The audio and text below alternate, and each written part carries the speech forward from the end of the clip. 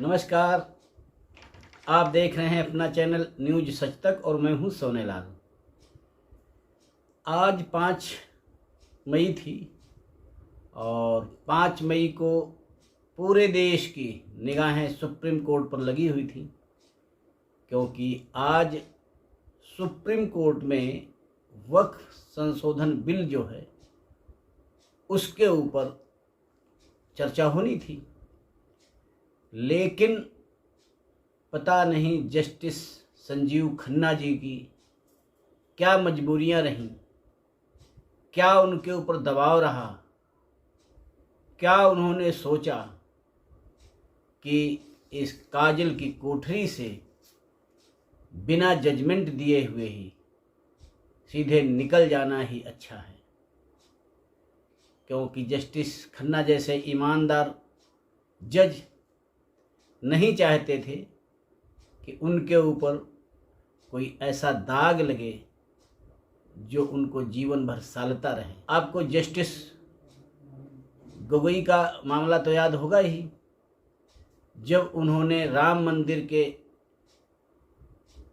निर्माण के लिए और उनके तथ्यों के आधार पर फैसला दिया था, तो ये जो फिक्सर हैं इन्होंने कितनी हाय तौबा मचाई थी और बाद में उनके ऊपर एक ऐसा आरोप भी लगाया था जो आज तक किसी जस्टिस के ऊपर, सुप्रीम कोर्ट के चीफ जस्टिस के ऊपर कभी नहीं लगा था। तो ये जो आपके फिक्सर हैं, अब आपको कहने की ज़रूरत नहीं, बताने की ज़रूरत नहीं है। अगर एक हाई कोर्ट के जज के यहाँ और जलते हुए नोटों के बोरे निकलते हैं तो ये इसका संदेश बहुत दूर तक जाता है। कुछ दिन पहले की बात है कि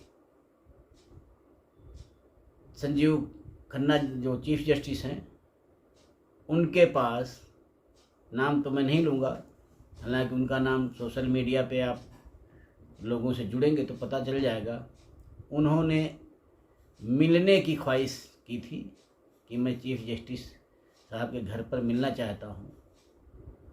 तो उन्होंने अपने स्टाफ से कह दिया था कि नहीं, यहाँ पर किसी को मिलने की ज़रूरत नहीं है। ये वो लोग थे जो सुप्रीम कोर्ट में फिक्सिंग के माहिर लोग हैं। क्योंकि जस्टिस HR खन्ना का नाम जो पुराने लोग हैं उन्होंने सुना होगा। इंदिरा गांधी के सामने कोई भी जज हिमाकत नहीं कर सकता था और उन्होंने इंदिरा गांधी को घुटनों पर ला दिया था। वो बात दीगर है कि सबसे सीनियर होने के बावजूद भी बाद में उनको चीफ जस्टिस नहीं बनाया गया था। लेकिन बताते हैं जज हैं, उनकी मेजॉरिटी में जितना सम्मान जस्टिस HR खन्ना का लिया जाता है उतना सम्मान किसी को नहीं प्राप्त है। जस्टिस चंद्रचूड़ के बारे में जानते हैं आप, 2 साल का कार्यकाल रहा इनका और इन्होंने इन फिक्सरों के सामने, फिक्सरों के साथ में ऐसी मैच फिक्सिंग की दी। केजरीवाल जैसे लोग बाहर आते हैं और बाहर आकर के ऐश करके फिर अंदर चले जाते हैं।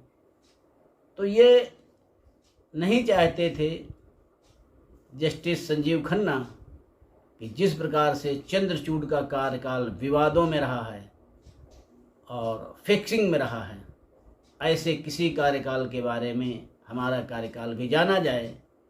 और उन्होंने इस मामले पर, वक्फ संशोधन बिल पर कोई कार्रवाई न करते हुए और इसको अगले जज के लिए बढ़ा दिया।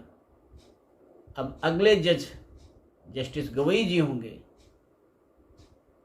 जस्टिस गवई जी का भी कार्यकाल 6 महीने का है और 6 महीने में वो इसको बढ़ाते रहेंगे या इस पर कोई अपनी टिप्पणी देंगे, या इसका फैसला देंगे, ये तो आने वाला समय ही बताएगा।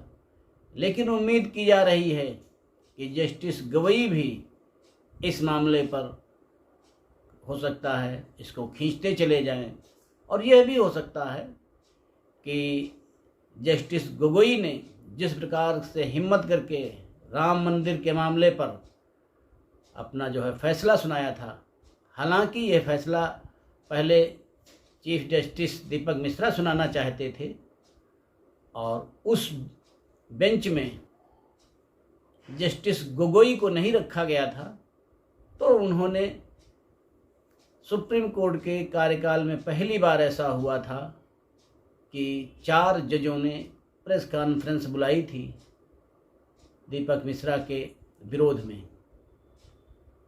लेकिन वही जस्टिस गोगोई ने राम मंदिर के फेवर में फैसला सुनाया।